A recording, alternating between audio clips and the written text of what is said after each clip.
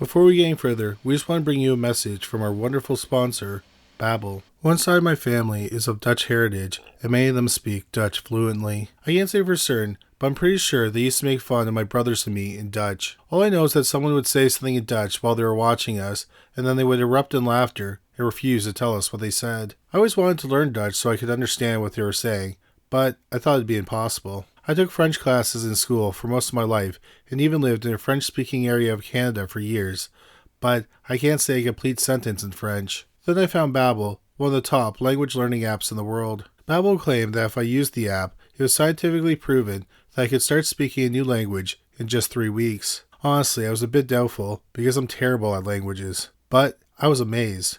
Thanks to their bite-sized 10-minute lessons that are fun, I was talking Dutch in about 3 weeks. I shocked my cousins when I said, "Wacht op een koek? Ja, ik spreek nu Nederlands." Wat denkt u daarvan? It's spring, and now is a great time to shake off the cobwebs. Now is the time to reinvent yourself and be your best self. Why not be that new you by learning a new language? You also have nothing to lose because Babbel has a 20-day money-back guarantee. Babbel has a great deal for criminally listed viewers. Click on the link below to get 60% off your subscription. Start speaking a new language in just 3 weeks with Babbel. Number 3. Vindalee Smith. In October 2012, Vindalee Smith was a 38-year-old mother of 4 living in the Flatbush section of Brooklyn, New York. 2 of her older children were in their 20s and in college. The other 2 were teenagers and didn't live with her. She was an unemployed health worker who lived alone. She was an active member of the New Dimension Seventh-day Adventist Church where she attended services every Saturday. She had been a member of the church for about 3 years. A fellow churchgoer told the New York Times that Vindalee would tell people about the Lord when she met them. Vindalee was also 8 months pregnant with her 5th child. She was engaged to a 28-year-old man named Anthony Jackman. Unfortunately, the day before the wedding, tragedy struck. On October 20th, 2012, Vindalee's landlord found her lifeless body face down in her apartment. The 38-year-old had been stabbed in the neck and her throat had been slashed. Sadly, the baby she was carrying also died. She was about 2 weeks from delivery. It was unclear if Jackman was the father. A crowd of about 100 people, many from the church community, held a vigil outside of Vindalee's home for her most of the day. They watched as Vindalee's body was wheeled out of her apartment. The police found no evidence of forced entry, nor did they retrieve a murder weapon, so they suspected that Vindalee may have known her killer. In an odd twist, the police found a strange note stuffed under her body. The note reads, "I will kill 1 pregnant woman a month starting now until lead boy Malvo is set free." Lead boy Malvo is one member of a pair of killers known as the DC Snipers. In 2002, 17-year-old Malvo and 41-year-old John Allen Muhammad shot at least 13 people at random with a sniper rifle. 10 people were killed and 3 were injured. Malvo testified in court that the second phase of their crime spree was to shoot a pregnant woman in the stomach. Malvo was sentenced to life in prison in 2004, while Muhammad was executed in November 2009. The police said that the note found under Vindalee's body was printed off a computer in block letters. The note was signed The Apprentice, and it had a little smiley face. The police suspected that the note was a ruse to throw them off the killer's trail. The police immediately set their sights on Vindalee's fiancé, Anthony Jackman. Vindalee's friends knew very little about Jackman. To them, he was quiet, and they knew he worked in construction. When the police investigated Jackman, they discovered he was already married to a woman in New Jersey. However, he was estranged from his wife, and he lived with his parents in the same neighborhood as Vindalee. Shortly after the murder, the police arrested Jackman, but wasn't for the murder. Instead, he was charged with possession of forging license plates. This was the 15th time he was arrested for crimes such as larceny and weapons possession, dating back to 1999. Jackman was released the next day. He was never charged with the murder of Vindalee Smith. Vindalee also feuded with the neighbor before the murder. In this incident, the neighbor was angry because he thought that Vindalee had let his dog out of the building. He had threatened to kill Vindalee. It's unclear if this person was ever questioned by the police. Vindalee also had a history of evictions. She got into a nasty fight with her sister before being forced out of an apartment months before the murder in March 2012.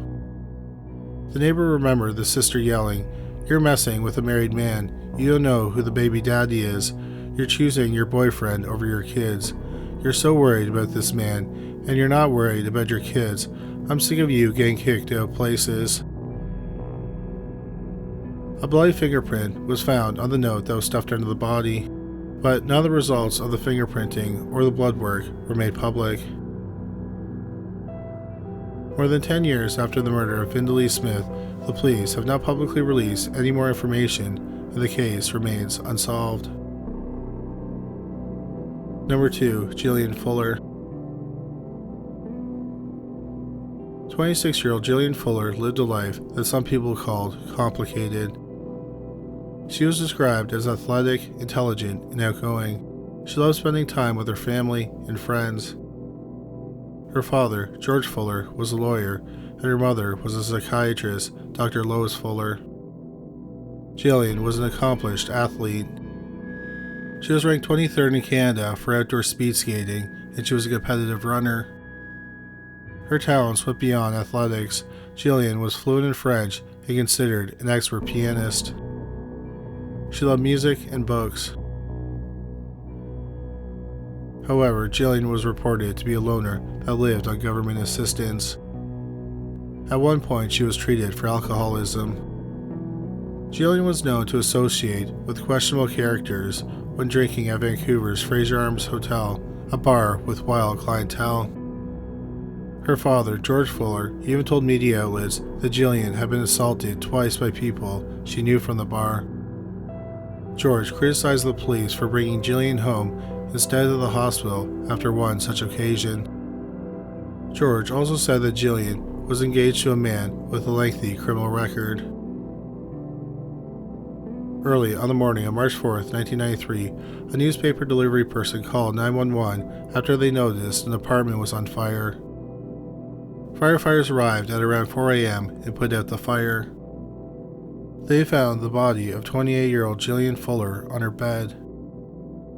The cause of death was not given other than that she had died from a vicious assault.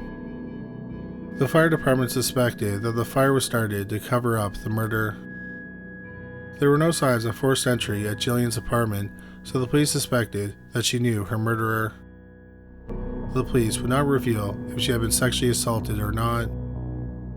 However, neighbors reported that Jillian's body was found stripped and they saw blood in her apartment. Jillian lived alone at the time. The police traced Jillian's last steps. She was seen reading a book alone at the Fraser Arms Hotel and left around 12:30 a.m. Then she went to another bar, the Rock Cellar Pub, where a waitress saw her leave with a man between 1:30 and 1:40 a.m.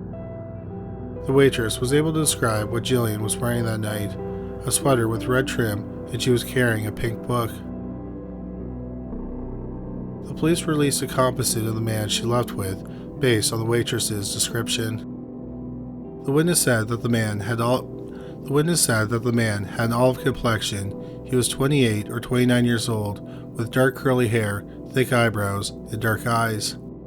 The unknown man was also reportedly 6 feet tall. The man was not considered a suspect at the time, but the Vancouver police thought that he could assist them. Over time, and after many tips, the case lost momentum. A strange twist in the case occurred 8 months after the murder. The Vancouver police received an anonymous letter that was sent from Washington, D.C. The letter was dated November 15, 1993, and it was addressed to the Chief of Detectives in the Homicide Department of the Vancouver Police Department. The typed letter reads in part, "Dear Sir, I am writing about the murder of Jillian Fuller on March 4, 1993. for which there has not been an arrest, to say that, if you have not already done so, you should consider.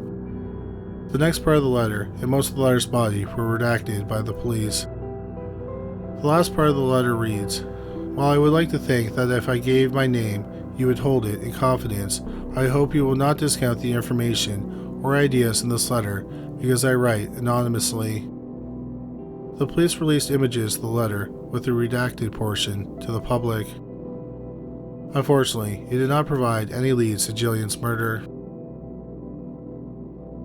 In 1995, the police offered a $10,000 reward for information leading to an arrest. Vancouver Police Constable Ann Drennan told the press, "There's somebody out there who knows something. The suspect has talked to somebody, been bragging, or drunk somewhere, and blurted it out." In 2013, 20 years after Jillian's murder, Vancouver police again reached out to the public. "Every couple of years, we review these cases with a fresh set of eyes," said Vancouver Police Department Media Officer Sergeant Ryan Fincham. But if any leads were generated, they didn't lead to an arrest. Around that time, Jillian's sister, Jane, released a statement on behalf of the Fuller family. It reads, "The toll that my sister's death has caused my family over the last 20 years is truly immeasurable. It casts a dark shadow on our family that has never been lifted.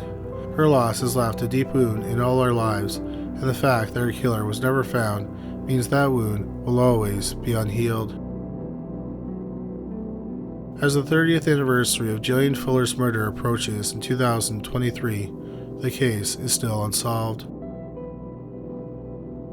Number 1. Beth Barr. In the autumn of 1977, 6-year-old Beth Barr lived in Wilkinsburg, Pennsylvania, with her mother, father, and older brother. She was a second grader at Johnson Elementary School. On the afternoon of November 23, 1977, school was dismissed early for Thanksgiving break. Beth normally walked home with a friend. However, a parent picked that friend up, so Beth was left to make the 10-minute walk home alone. Tragically, Beth did not make it home. A couple witnesses last saw her walking towards her home. An elderly neighbor saw her talking to a middle-aged man. Then the neighbors saw the man carry her into a blue sedan with Ohio license plates. Another witness waiting at a bus stop saw a man in a blue car with Ohio license plates make a U-turn and pull up beside Beth. This witness took note of the license plate numbers. Beth's disappearance set off a large search with officers rotating in 12-hour shifts. The around-the-clock search yielded no clues about Beth's whereabouts. Police investigated every tip, reportedly over 6,000, that were called in. They went door to door and used volunteers and helicopters to aid the search. They even consulted a nationally known psychic. A composite sketch of a white man in his 40s with tinted sunglasses was released. Beth's parents struggled to find a motive for their daughter's abduction. Her father, Charles Barr, was a police officer, and he didn't believe it was a reprisal from his police work. The police tracked down the blue car to a vehicle rental service based at a motel in Wilkins Township, about 5 miles from where Beth was kidnapped. Employees at the rental service said that the car wasn't rented out on the day of the kidnapping. Based on some tips and the composite drawing, the police made an arrest in December 1977. The 34-year-old man was also picked out of a police lineup by a witness who saw Beth that afternoon. But the man had receipts verifying that he was in a different city about 60 miles away on the day of the kidnapping. After that, the case went cold and no trace of Beth was found. On March 22, 1979, nearly 16 months after the disappearance, a man walking his dog found a child's body covered in dirt and leaves near a Monroeville cemetery. The police recovered the body and identified the remains as 6-year-old Beth Barr. They were able to identify her by the clothes she wore on the day of her disappearance, a red pantsuit, plaid coat, and tennis shoes. The family's dentist also examined dental records and was able to confirm her identity. An autopsy revealed that the child suffered multiple stab wounds to the chest. The time of death was not determined. The police followed up on dozens of tips they received, but those all fizzled out, and eventually the case went cold. The large amount of time between Beth's disappearance and her body's recovery put the investigators at a disadvantage. Over 300 people attended Beth's funeral. Investigators kept pressing on for the next several decades, but they hit a snag when water destroyed some of the evidence during a 1996 flood. However, some crucial evidence was still saved. In November 2020, Beth's mother, Donna Barr, publicly spoke about the case for the first time. She hoped to keep her daughter's memory alive. "We never got to experience her going to school dances, going to college, and I'm sure she would have gotten married and had children," Donna said. In February 2021, after WPXI Channel 11 in Pittsburgh aired a story about the case, the police received a mysterious letter. The anonymous, handwritten letter was 4 pages long and it named a suspect. The letter, in part, reads, "In 1977, I was one of many who went to search for the beautiful, innocent little girl. This case has affected me my entire adult life." After admitting that the author knows Beth's parents, they go on to write, "I'm wondering, and have been, if someone is deceased, yet worked as a police officer, and perhaps their fingerprints/DNA could possibly help solve this horrendous, heartbreaking case, so that Beth's soul/spirit and Charlie and Donna could finally have closure. I feel so terrible at even writing and sending this to you." In the letter, the writer says that a former police officer, who is now deceased, is the killer. The writer then goes off on a few tangents, but ends with, "I am not ending this by signing my name. I will come forward if this is ever proven. I vowed years ago that I will not stop when it comes to Beth Lynn Barr, and seeing Donna Barr on the news last night, I knew I had to reach out to you. Please take me seriously. Thank you. God bless and stay safe." Bobby Payne, the case investigator in 1977, saw no real proof in the letter's accusation. Donna Barr, Beth's mother, was shocked by the accusation. Donna said, "I find it hard to believe for a lot of reasons. I was completely shocked. You know, very nice guy. So I don't know what to think about that." The author's identity is still a mystery. While the letter didn't lead to any closure, it renewed interest in the case. The police and Beth's family are hoping that even after 45 years, the case will be solved. Thank you so much for watching today's video. Please don't forget to check out our sponsor, Babbel. Please click on the link in the description box below this video. Well, that's all for today. Thanks again for watching.